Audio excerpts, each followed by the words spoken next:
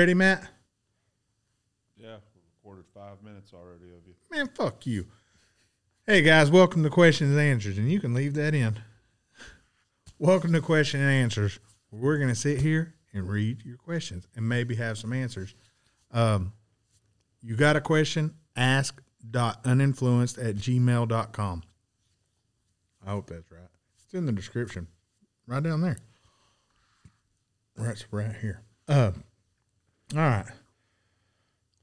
This is like a lot of questions. We need to teach you guys how to do 1, 2, 3. But have you guys shot them yet, and how do you like them? Talking about the shadow systems, I'm guessing, because that's probably, I think that's the only gun we both have that's the same.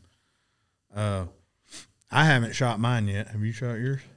I also have not shot it yet. So to be continued on that. We'll shoot them and get back to you. How's that sound? Yeah. They feel really good. Yeah. In the hand. And down the pants. In your Real pants. good down the pants. Yeah. I know for me, I'll probably never buy another Glock 9mm ever again. I can't say that myself. I'm really weird. There's a few guns I like, and it's, for me, it's, I carry a SIG, and I won't say it's the best trigger in the world. The feel of it, it's real spongy. And my brother's going to gunsmithing school now. Yeah. He said he knows how to take that away. I love a Glock trigger. In all honesty, when I have a SIG, the first thing I do is a trigger job to make it have a Glock style trigger. I love the feel of a SIG, just the cant it has is a little bit better for me, which to me, our shadow systems kind of answers both. That combination of taking both and making them good. I know you'll buy more Glocks. Yeah, I'm generally a Glock fan. I don't shoot a whole lot anymore. I haven't shot since we did that gun build, i.e. why I haven't shot the Shadow yet. But so yeah, I mean, I would say if I had to pick one brand that I'm a fan of, it would be Glock. Possibly the Shadow systems. I still need to shoot it, but it's a great gun, and I know enough people that have them and have shot them. They'll say the same thing that, yeah. I mean, I would buy another one of those too, but yeah, I'm interested about shooting both of our Shadows because you're not an optics guy. Yeah. I'm torn. I haven't shot a lot with optics, so I'm still learning with the red dot. But I put an optic already on mine, and I want to do the difference and see if there's a difference between both of us. You shooting with optic and shooting without, and then me shooting with optic, shooting without. I know you're going to be a better shot. I'm going to be shooting in the legs in case we got runners. Little squirter control. Yeah. I don't know what magazines you're talking about. I'm not familiar with the Amend 2 mags. But it sounds like if they're causing feeding issues, I would try different magazines. Or just, I guess you're saying PMags and factory Glock, 0 issues. Yeah, I mean. PMag's the ones that come standard with the Shadows. I would say stick to those, which I'm sure you're doing. But yeah, I haven't heard of the Amend 2. I know when we built the Shadows, what was his name? Tim? Is that the guy? The lead dude? Yeah. Fuck, I don't remember. But he mentioned if you want aftermarket and they're out, Glock or PMag were the only two they even recommend. Yeah. PMag, I've never had an issue with a PMag. A Glock mag, I've, again, never had an issue with a Glock mag. Glad to see Mike can go longer than a couple minutes without coughing. I do wonder why there are as many listeners, viewers of the show that are so heavily invested as to how I'm doing, or sneezing or coughing, or what gear I'm in on a motorcycle. I don't know why everybody gives a shit. I appreciate it. Glad to. They love you.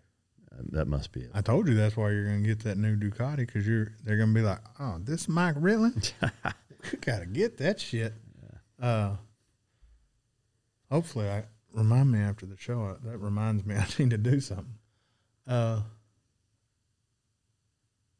let you Ask. I'm not going to answer that because I'm not going to talk about them. Okay. Any of it? Not the first one, no. So this question, I guess, is for me also. Did Mike close the deal with the Thai chick, or did Shane fuck it up? She actually wasn't a Thai chick. She was Japanese, but no, I did not. Yeah, that's racist, assume. Yeah, but not going to answer number 3 either. And, 4 can't be answered, so. Yeah. That was a short one. Yeah. Well, hello. I believe this one had good questions last time. Only one question. This is fucking. I'll read this one. Okay. At my workplace, I met a lady that I find particularly attractive. They say love knows no age. Who the fuck says that? Pedophiles? Yeah. However, she is 30 years older than me, and I believe this would not be a fruitful relationship. One can only dream, but would such a thing even be possible from your point of view? And when does age actually become a concern as it relates to marriage? To me, it's always case-by-case basis. I don't think there's a magic number. In some cases, it's 5 years, if that 5 years is significant enough for it to make that big a difference. And in some cases, it does. I do think the older you get, the less it matters, but not always, So, I mean, I don't know how old you are, looking at your small and grainy profile picture, it's hard to, there, it's blown up a little bit. You look like a younger guy. You look 12. To me, 30 years, I mean, you said it yourself, right? You think it would not be a fruitful relationship. So if you think that, there's your answer, honestly. Could a 30-year difference not matter? I think it's always going to matter. 30 years is a lot of fucking time. Mm-hmm. Even if you're 70 and 40. I mean, I'm trying to think of a point in both of your lives where 30 years is not going to seem like it's that big of a deal, and it's when both of you are at an age where you're probably not going to give a fuck about much of anything or even know where you're at in a lot of cases. So, yeah, I would say, I wouldn't think marriage. I mean, if you want to hang out and see what's what, and you find her particularly attractive, then go for it. I'd definitely bang her. But yeah, I mean, dude, 30 years, that's a lot. That's a lot. That's a lot of time. There's a gap between me and my wife, and I would say it's right there, probably at the limit. For me, for my taste, anyway. But it also, I will say my wife's more mature than a lot of people. Shit, a lot of women my fucking age. But go have some fucking fun, bro. If you can bang it out, bang it out. Yeah. She probably teach you some shit. Fuck around, milk your prostate, you won't know what the fuck's fixing to go down. Then you go back to them 20-year-olds. I'm going to say, girl, you bend over. Next question. Hey guys, there was a question about trucks on the last Q&A, and y'all said Tacoma. I'm in the UK, so unfortunately we don't get that choice. Currently in the middle of buying a truck, and from what I can see, the two best choices for next to new at 30 to 40,000 euros are a Ford Ranger, which has a 3.2 liter diesel, or a Toyota Hilux with a 2.4 liter diesel. Ranger has more power and torque, shit ton of custom shit to put on it. But I also like the Hilux and how bulletproof those motherfuckers are. What would be your choice? For me, it's going to depend on what you're using it for. Mm-hmm. Not knowing that, I would go with the Hilux because of exactly what you said, how bulletproof they are. Bitch will go forever. And that diesel, if I'm not mistaken, is a 4-cylinder Cummins. Mm-hmm. And or at least in the ones that we messed with, they were, and it was an amazing fucking truck. Sure, the Ranger with the 3.2 diesel is also, but yeah, for me, I'd go with the Hilux with one exception, and that has to do with what we don't know, which is what you're using it for. Like if you need that more power and torque because you're towing shit or whatever it is that you're using it for, then yes, I would go with that. But if it's just to have a utility vehicle and what have you, I'd go with the Toyota. Better mileage, super fucking durable, tried and true. Can't beat it. Easy to get parts for. Yeah, the Hilux is a damn good vehicle. Not everything's about horsepower, you fuckers. That's wrong.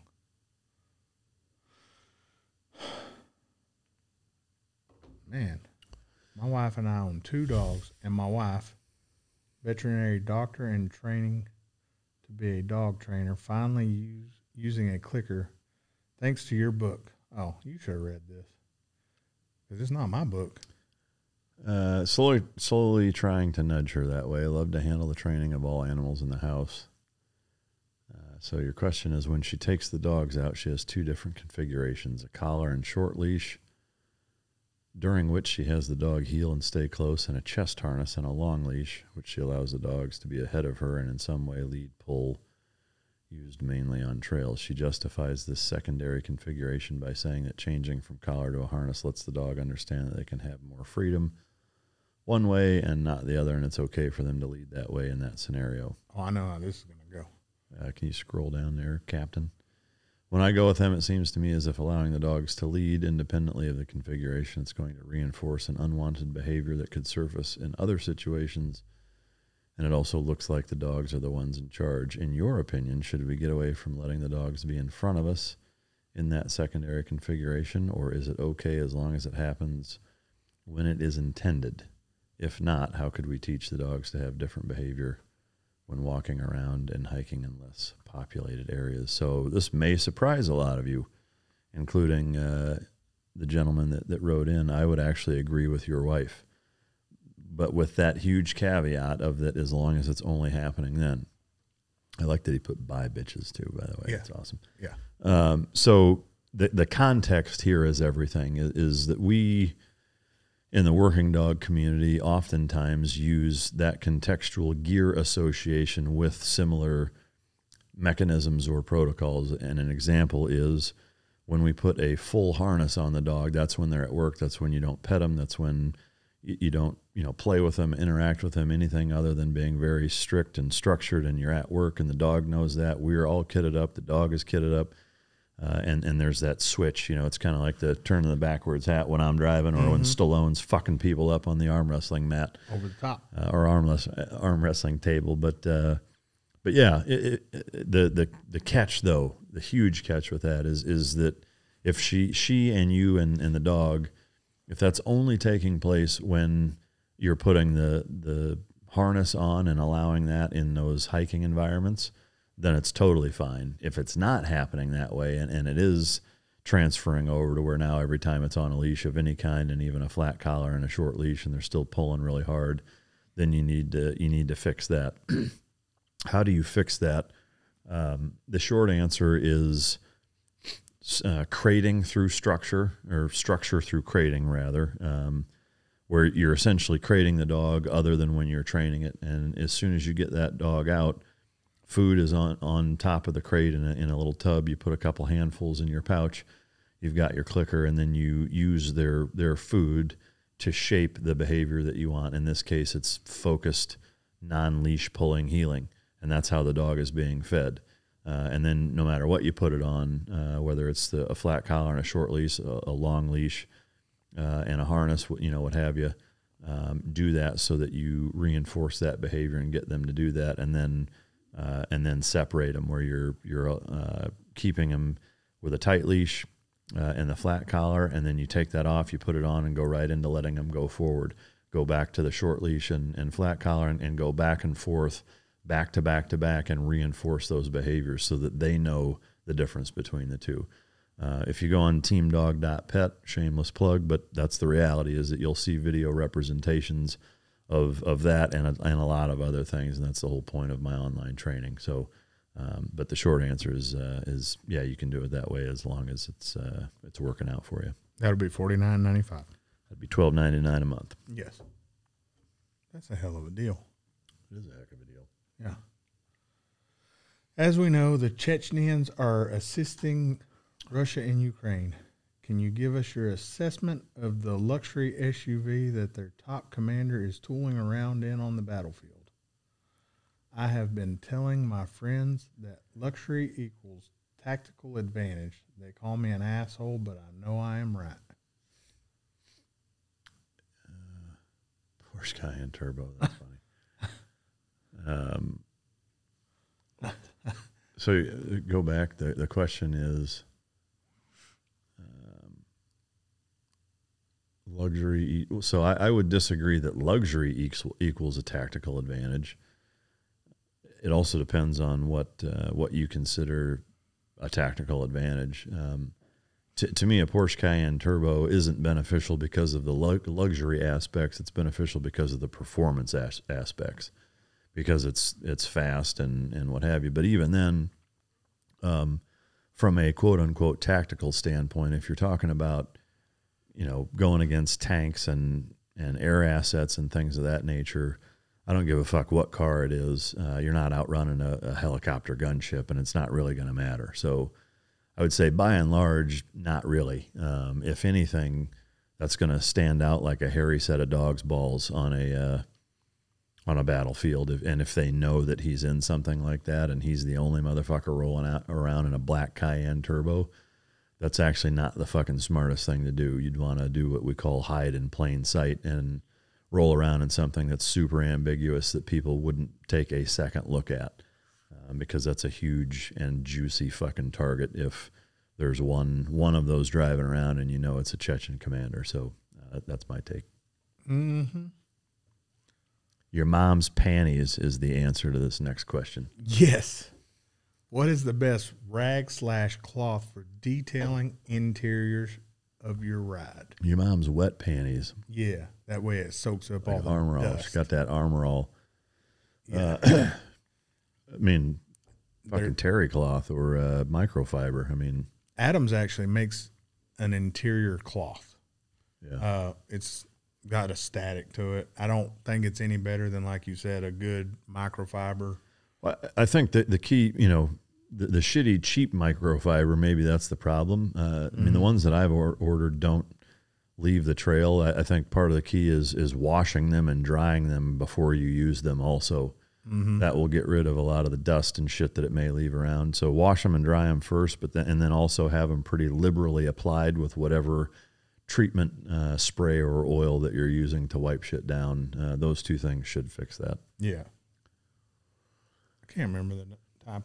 We both use the same ones. I can't remember what they are. Yeah, I don't know what brand. Them bitches are on Amazon. Yeah. I mean, you can go to fucking O'Reilly's or AutoZone and buy. I mean, they have a whole assortment of fucking shit like that you can use. But hope everything is going well. I was wondering what happened to your 720 dyno video since it got removed before I got to view it. No, I didn't. I just looked at it the other day.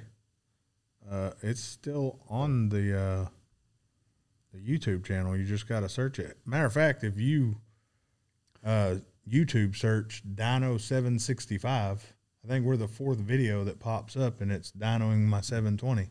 Maybe Anthony, the producer, will put a link up. Yeah. Thanks, Bobby. I've heard you guys both very briefly mention it, but how bad do you suck at golf? I have an 11 handicap. I think you mean about how bad you suck at golf. I don't think either one of us suck at it. No. I would say Matt's probably better than I am at it. I'm not great. I'm not fucking terrible, but I know neither one of you are big football fans, but are there any sports you watch and follow? Teams you support, racing series, not including Matt's fantasy of switch hitting for the Yankees? Your mama. I would say by and large, no. There's not really any sports that I follow. Like the World Series is on and it's Game 7. Like I might watch that. Same with even basketball, even though I really don't like basketball. But like if it's the Final Four or not Final Four, like the national championship college basketball game, I might watch that. Same with the NBA finals. If it's like a close series or whatever, and it's the last game. I mean, I'm that way with fucking tennis even. Like, I don't give a fuck about tennis, but if it's Wimbledon and, there's some historic fucking match being played, like I might watch it because, it's on and everybody's raving about it.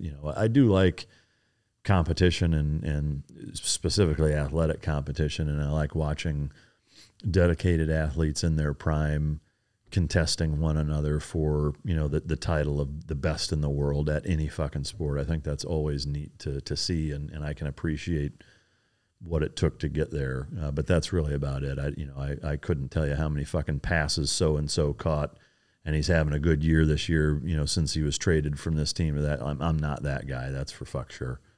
I think we both like combat sports a lot. Yeah. UFC and shit like that. Yeah. Racing, I don't watch all of the racing, but I like that on Netflix. It's a series about the F1 drivers. It's a lot of behind-the-scenes stuff. Very interesting. Yeah. Yeah, that shit's a lot like, basically that shit looks like it's a scam. Yeah.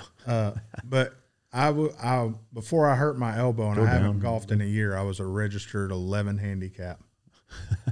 That's awesome. Use a driver. The picture, maybe put it up. It's a picture of Tiger Woods' mugshot, and it says use a driver under it. That's awesome. I did watch a lot more golf when that dude was golfing. Just some of the crazy shit him and Mickelson could do. Yeah. But God, I'd go to sleep during a lot of that. Yeah.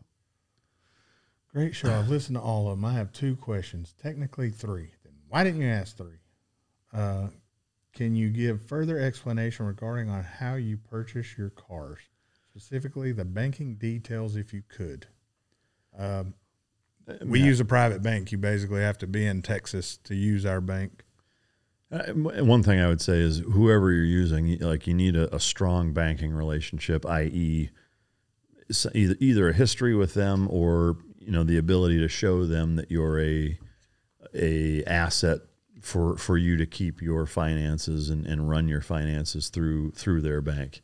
I mean, that's really the key, I guess, even irrespective of a history with them. History is good, but you need to be able to give them your tax returns or your books and say, here's what I'm bringing to the table. And then they're like, yeah, we want you to bank with us because, it's mutually beneficial that way. But number 2, it looks like it's for me. One of Mike's 3 questions he had regarding the SF90 had to do with how long the maximum power could be applied and then how long you had to drive more normal for it to recharge.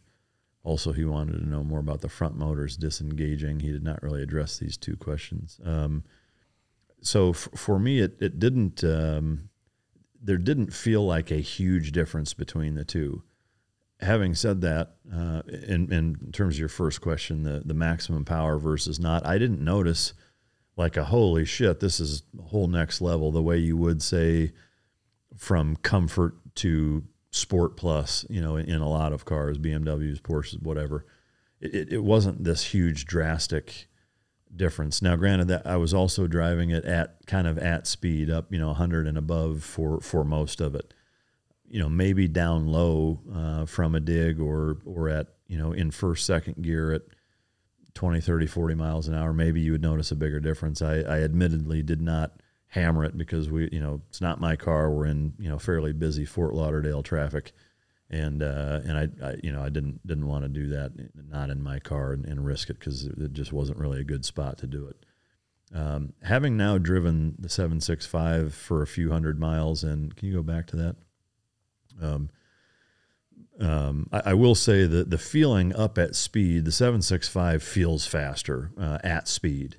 Down low, the SF90 feels faster because it hooks up. The 765, especially right now, I'm not going to say it sucks to drive. It's amazing to drive. But even when it's 60, 65 degrees, you cannot get enough temperature in the tires to get them warm enough to actually hook up. You're spinning in 4th, 5th fucking gear.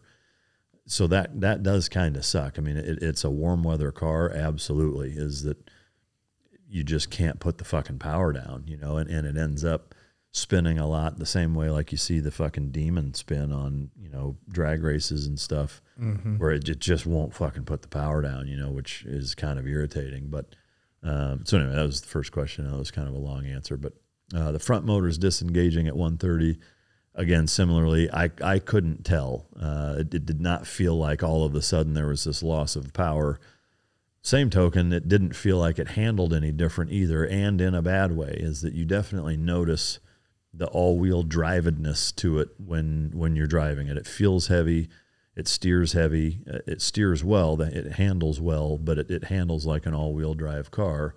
And that kind of front oversteer, dive-in flickability that I love so much about the Pista and the 765. You just absolutely do not get that feeling in that car at all. So,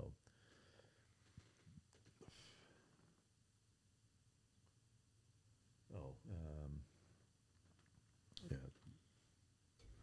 Well, You can type it if you want. Okay. Would you rather A, peel off all your toenails with your bare hands, B, cut out all your teeth with a butter knife, C, suck a fart out of Nancy Pelosi's ass with a mini blasting machine hooked up to it? Oh man. I mean, so for me, this one's real easy. C, because that's not permanent. There may be some mental scarring, but yeah, for sure, I'm not. I'd rather not peel my toenails off or cut my teeth out. I'd rather suck a fart out of Pelosi's ass. But yeah, I'm gonna go ahead and agree because I like my teeth and my toenails. and my toenails. Both those sound painful as fuck.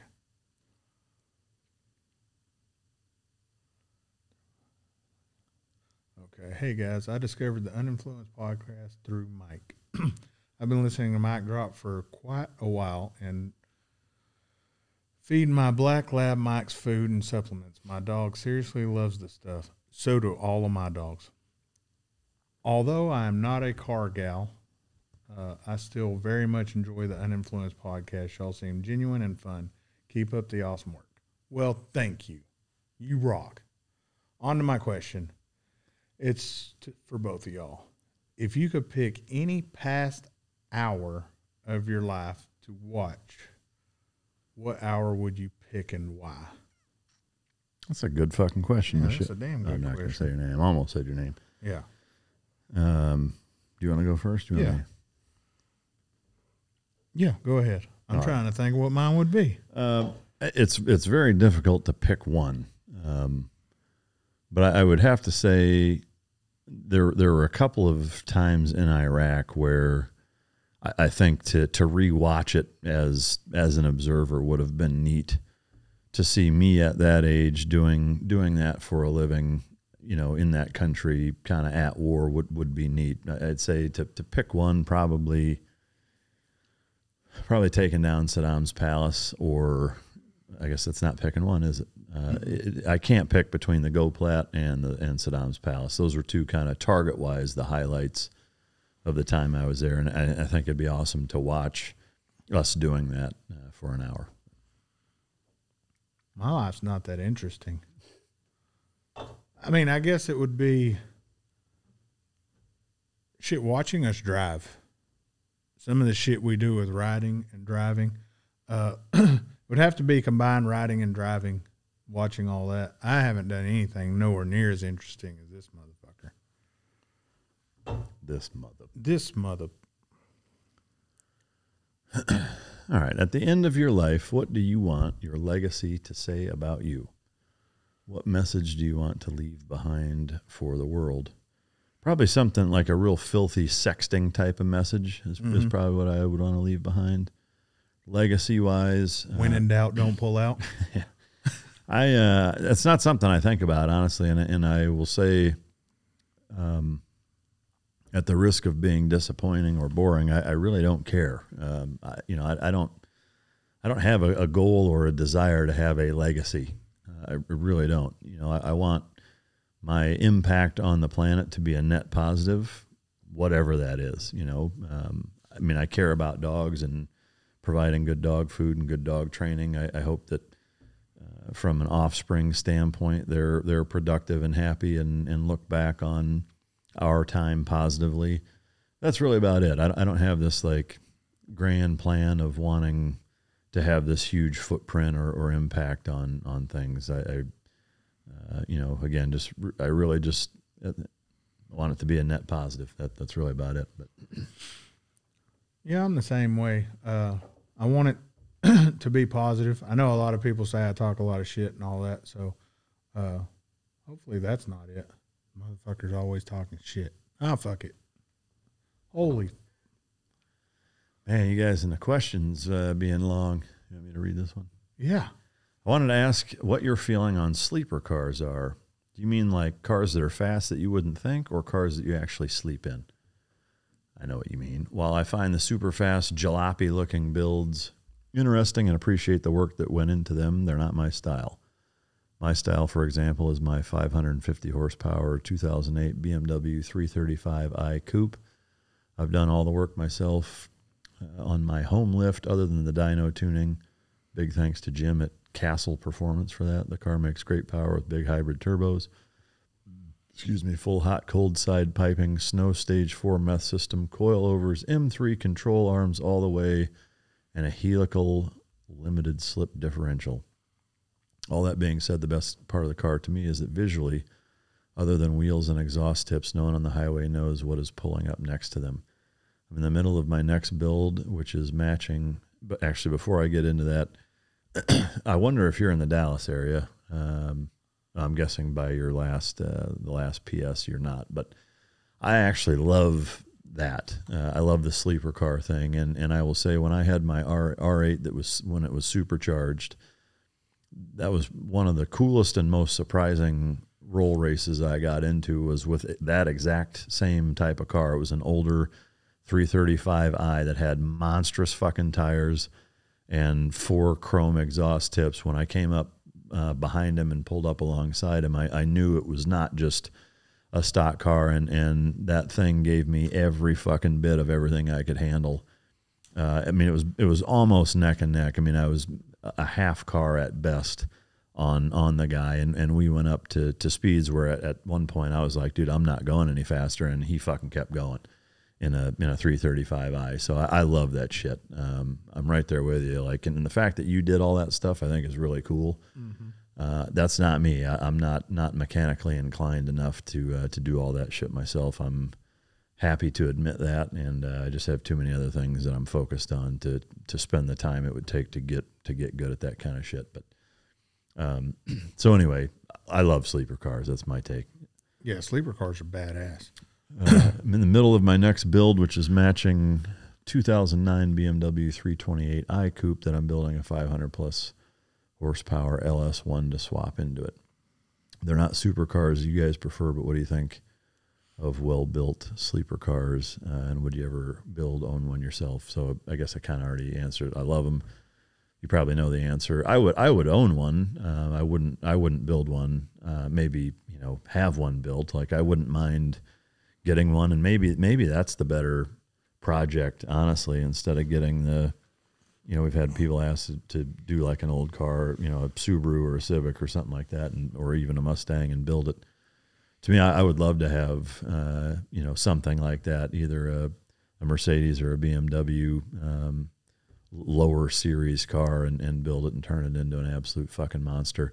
Mm-hmm. The one thing that I will say with that, is that my experience with building cars, though, because of how we drive them and how much we drive them, I don't know how many miles are on your car or how much you really drive it, but that's always been my issue with anything that I've messed with, is that it's just not reliable. I like to put a lot of miles. I like to drive them a lot and drive them hard, and that's why I have what I have now, is because stock, they're good enough for me to where I'm not wanting more.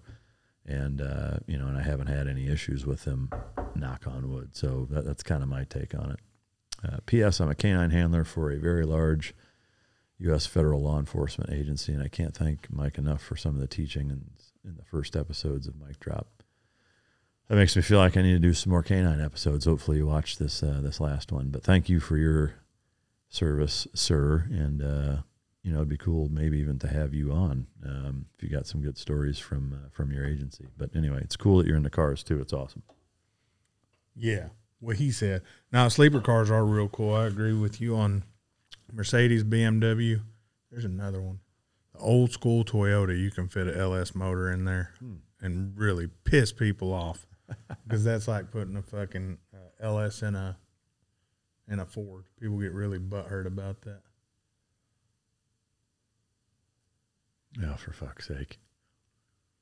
When are you two gonna stop playing around and get on a racetrack? Doing 180 on a public road is super dangerous to you and those around you. Well, just a heads up. even the track doing 180 is dangerous for us. And those around you. And those around us. Really test your driving skills and get on a track. Well, we've both been on a track. Yeah, you both talk about ring all the time, but when was the last time two of you have ever been on a racetrack? Eagle Canyon was the last time I've been on a racetrack, and if you're saying it doesn't have near enough runoff, Crescent is a much better track. I'm happy to check Crescent out. I mean, to me, your message seems a little, I don't know, fucking punchy about it. Like, to each their own. That's something you hear us say, even if we're critical of people and what they do and what they choose to do. It's always caveated with, but hey, if that's what does it for you, your perception of doing those speeds on public roads, it is what it is. Data wise, I would disagree with you. And to me, that's what's important in terms of researching what the percentage is. It's less than a quarter of accidents that happen at high speeds or speeding at all, frankly. Is less than 25%. But I hear what you're saying. I'm not trying to discount you calling us out for not being on a track. But here's the reality is that I haven't spent a ton of time on a track. The time that I have spent, I didn't particularly enjoy it. So when you say really test your driving skills, in my opinion, tracks are more predictable than being out on the road. I would argue that there are elements, not entirely, but I think that there are elements of testing your driving skills even more on a public road because there's a lot more unknowns. That's my take. What do I know? Not a lot, but I hear what you're saying. I would love to spend more time on a track. I think for me, notwithstanding what I've already said, for me, it's a logistics thing, frankly, is that to get to them, the days that they have scheduled where you can actually use them in a manner in which you're talking about is not very convenient, whereas to just jump in a car from my garage and go drive for an hour is a lot more feasible and frankly more enjoyable for me to do than the pain in the ass that it is to make a reservation 3 months down the road, because that's what kind of backup time there is every time I've looked at any track around here, to go there and then deal with all of the bullshit fucking rules, and here's your helmet and you have to do this and you can't do that, and you need, like, for me that ruins a lot of it. Mm-hmm. To me, I want to be able to drive how the fuck I want to drive, and if you're not cool with that, hey, that's fine. If you want to spend all of your time on a track, knock yourself the fuck out. For me, I like to drive around town, and that's my take. But it's not a competition, But I enjoy doing it that way. I don't particularly like going on a track. That's how I feel about it. And usually when we're driving the way we're driving, it's earlier in the morning, and there's not a ton of people on the road. Plus, I can drive like a motherfucker. So, yeah, go to that one. Hey guys, I'm going for my bike license this spring. Any recommendations on a starter bike? I have been eyeing the cruisers. I am 5'7", 150. Any advice or tips? There's nothing wrong with a cruiser bike. Basically, first off, if you're looking at cruisers, it seems like that's more your speed. And if you want a speed, don't get a cruiser. No, but both the Indians we have, even this one back here. To me, I'd say at 5'7", 150, the Scout Bobber, or what's that new Harley that Burton got? That's the it's the Harley version of the Scout Bobber, the Sportster. Yeah, something like that is probably what I would go for. Especially if you like to customize. Yeah, I mean, if that's your first bike, that's what you're eyeing. You're 5'7", 150. To me, the Indian Scout Bobber is a hell of a good bike to get into for that, in my opinion. I've had Betsy right here up to, I think it was 110. The day Mike bought it. Yeah. Mike bought it, and I rode the shit out of it. Can you guys expand a bit on your thoughts on the Turbo S and GT500? I'm trying to make sure these don't tie in.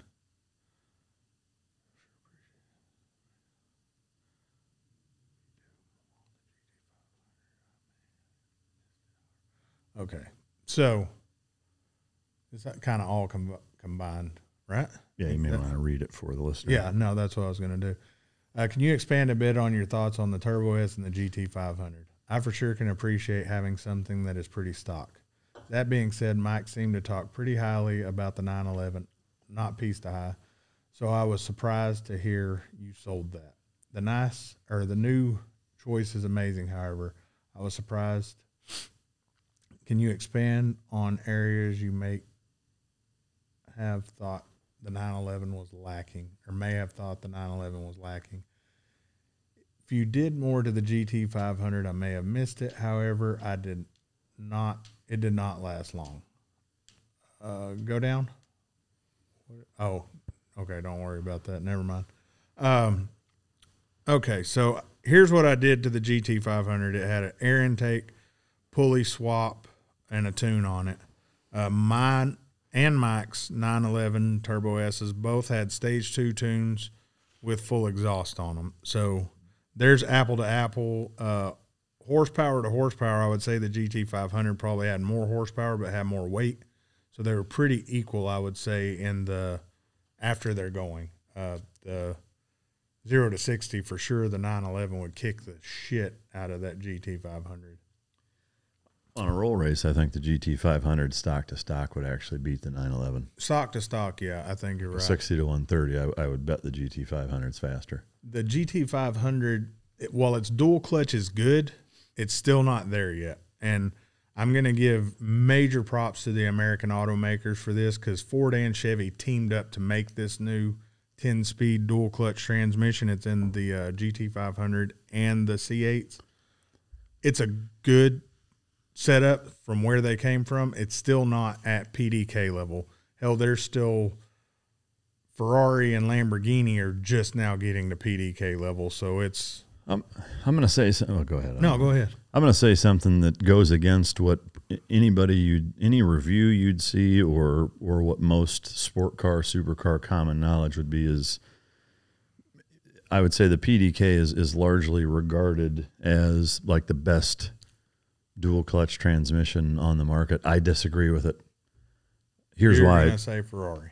I would say the 5.2 liter V10 I think is crisper, snappier, faster, shifts better. I think the Ferrari V8 that I have in the Pista in the F8, as well as that same V8 tweaked a little bit in the SF90, shifts faster and better. The McLaren, both 720 and 765, I would say shifts faster and better. A lot of it, I think, is because of all of those, even the 720, as much lag as it has by comparison, when you're shifting and downshifting, in my opinion, it feels like it shifts faster than the 911 does. The 911 is a phenomenal car. Can you go back to that question? Why you jumping the gun there, Christopher. But yeah, I don't know why Ted keeps switching out.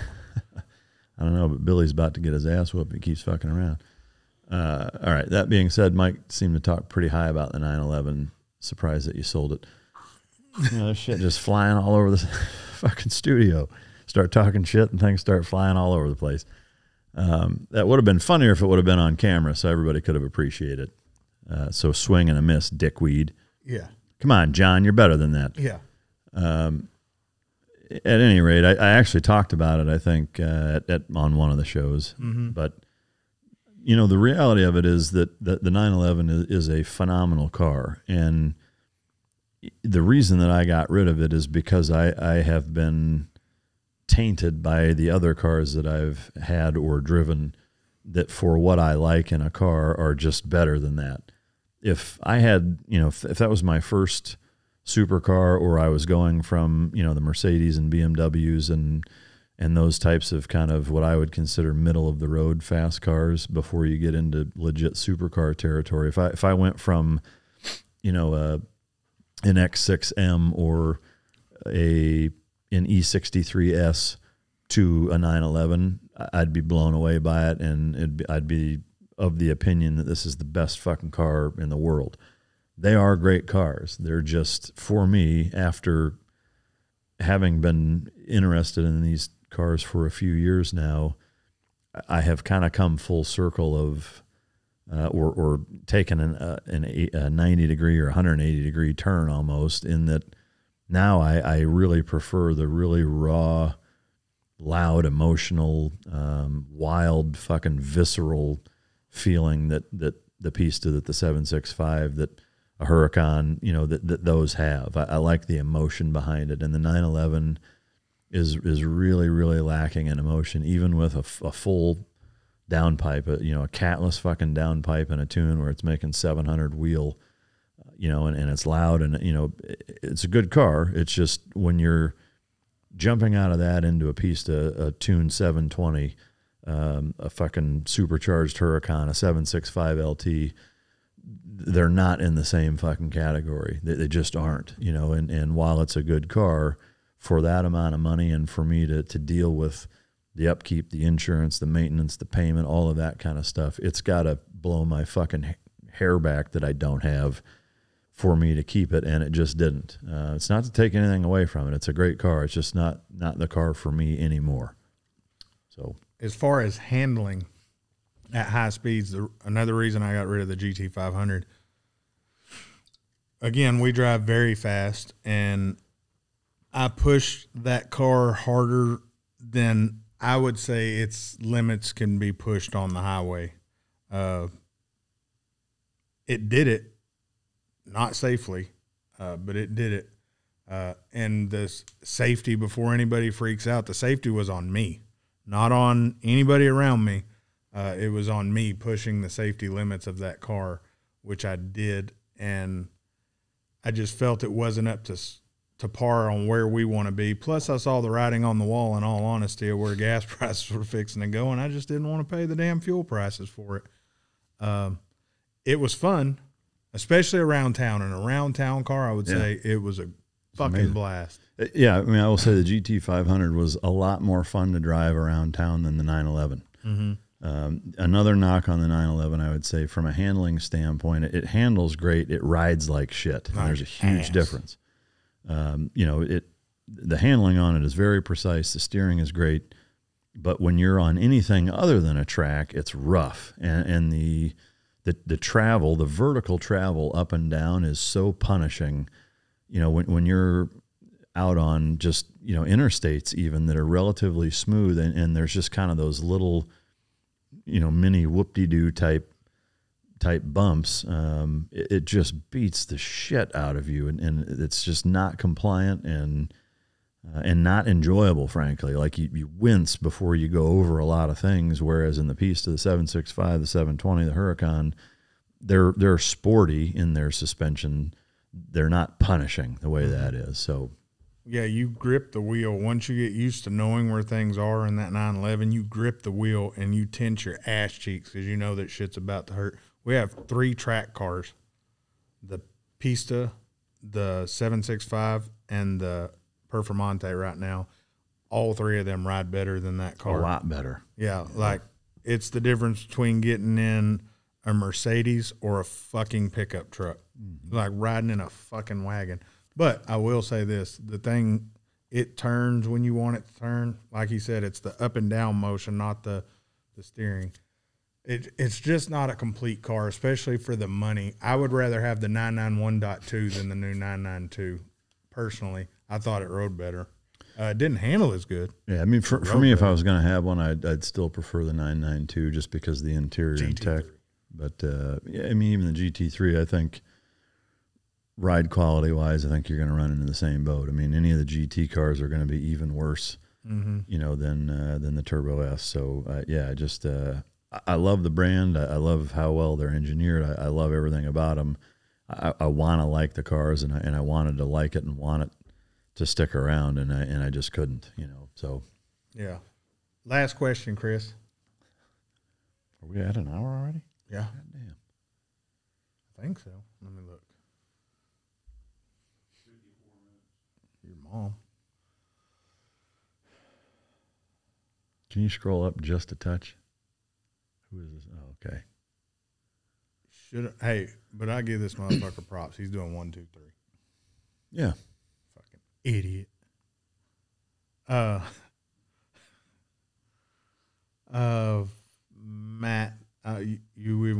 the first one since we just did it, pretty much? We kind of did it in the episode. Yeah. Well, I don't mind it. So it's asking me, do I as a civilian feel that the Iraq War was justified? Oh yeah, I skipped that.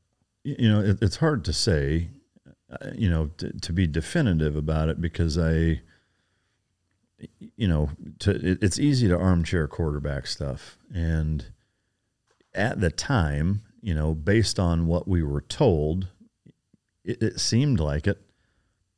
Looking back on it now, it's hard to say that it was. But I don't know. Like, there's really only a handful of people at the highest echelons of our government in that administration at that time that really know what the intelligence was, what it said, and what the potential ramifications of not doing it. Like, I think it's easy to look back and say now, yeah, we shouldn't have gone there. You could, argue that very easily at this point. But again, back then, it wasn't that black and white. I mean, if it had been that black and white, we wouldn't have gone, So, and the fact that, we managed to go before, other world superpowers and make the case and share intelligence and kind of everybody collectively said, yeah, this is what we should do, including our own government, with very, very few exceptions. There were very few congressmen and senators that voted against it. There was very, very few. So, at the time, it's like, well, hey, this is a tough decision. This is the one we're making. We're going with it. It's easy to second guess it now, but that's not where we were at that point. So it's kind of a hard question to answer. I don't want to answer number 2 or 3, frankly. I don't know about you, but I'm not trying to be a closed book. Like, there's a theme with this guy's questions of being super fucking personal. There's things personally that I don't want to talk about, and it's not that like I'm scared to talk about it or whatever. It's just there's a compartmentalization for me on certain things in my personal life that I want to keep personal, and most things that I don't. Like, my opinion on anything, I'll fucking tell you my opinion on anything, but there's certain things that when it comes to either childhood or things of that nature that I don't want to talk about. But let's go with that one right there. Let's look at it real quick. Best family toy car, 4 seats, quick, fast, good, 0 to 60, quarter mile, 60 to 130. Good to great build quality, bang for the buck. What would be your top 3? I'm a little confused as to, I mean, is it everything that you're looking for? Yeah, I think he's looking for a well-rounded. Okay. The thing is, one thing I do want to ask, when y'all ask bang for the buck or budget, give us the budget or bang for range. the buck. Yeah, a range. Because to me, all mine are going to be over $100,000 here for that. Mine's going to be the BMW M3 or M5, the BMW M3, and the Mercedes E63S. I'm going to go with the Koenigsegg Regera, the Gemera. What a dick. Gemera, the 4-seater. Okay, I went cheap now. Bang for your buck. I think that's your best bet. Yeah. Yeah, the 2,600 horsepower 4-seater. Yeah, no, I would agree with that. The one kind of question that I would say, when you say 4 seats and family car, I do think it's important to make a distinction between sedan and SUV. Because he said 4 seats, not 4 doors. Yeah. Well, so I went straight 4 doors. And family toy car, like one that you want to take on a weekend getaway trip with the family, or is it literally just so that you can actually put 4 people in it and go fast and have fun? Fuck shit up. And it depends on, those back seats, because in that case, the 911 Turbo S, technically, we fit 4 people. Yeah, I mean, you can put 4 people in that, and that compared to everything else for 0 to 60, quarter, and 60 to 130, that's going to crush everything. But yeah, I would agree. The M5 is pretty tough to beat for that. The M3, you'd have to do some shit too to get it on that level. But again, it depends on what the price is. So yeah, M5 and E63S, saloon wise, 4 doors, good sized trunk, comfortable, fast. I think are pretty tough to beat options. I'm going to throw the American flavor in there too and say the Blackwing, the Cadillac Blackwing, I would also throw in that category. Yeah, I'm kind of wanting to change mine and put an RS6 in there. Yeah. Or an RS7. RS7 is a 4-door, right? Not the The wagon. 6 is the station wagon. Yeah, I want the 7. Yeah, I think it's the sedan. Yeah. Yeah, RS7 would be probably So pretty do good the too. M5 comp, the E63S, and the RS7. Bam. Bam. Okay, guys, that's it for questions and answers. Yeah, I said that right? Yeah, make sure to hit us on the email ask.uninfluenced@gmail.com. And kind of the theme is stick to cars, not personal stuff, but cars, politics, our thoughts on things. Our personal lives, we like to somewhat keep that what it is, personal. Within reason. I mean, Yeah. to me, ask whatever the fuck you want to ask. I mean, We'll decide. some of it we may not answer, but again, there's really only a few personal things that I don't like to talk about, and that's it. And just because I want to keep those personal, but just about everything else I'll answer and talk about. Yeah. So that's it. Peace, guys. Thank you.